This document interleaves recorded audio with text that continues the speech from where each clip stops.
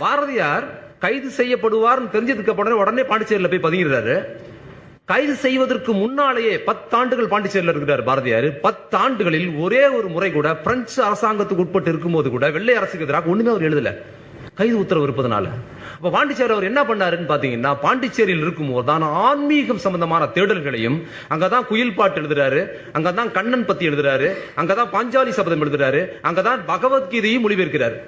யாரு? சுதந்திர போராட்டத்தில் இன்னைக்கு வரும் சொல்றாங்களே நமக்கு ஒப்பாறு மிக்காரும் இல்லாத பாரதியின், அதெல்லாம் எதுவுமே இல்லை. 10 ஆண்டுகள் முழுக்க ஆன்மீக தேடல்கள் தான் ஈடுபட்டாரு, இந்து கண்ணோட்டத்தில் செயல்பட்டாரு.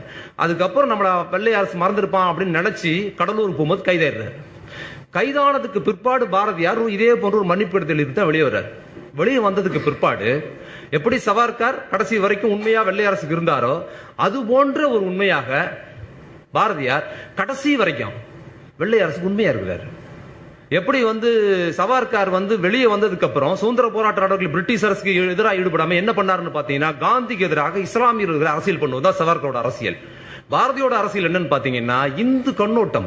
இன்னொன்னு சொல்லணும், முன்னோடின்னு சொல்றாங்கல்ல பாரதி, தமிழில் முதல் முறையாக இன்னைக்கு இருக்கிற இந்து வார்த்தைகள் இருக்குல்ல, இந்து ஐடியாலஜி வார்த்தைகள், இந்து ரத்தம், இந்து நெஞ்சம், இஸ்லாமிய பயங்கரவாதிகள் என்பதை முதலில் தமிழில் எழுதியவன் பாரதி தான்.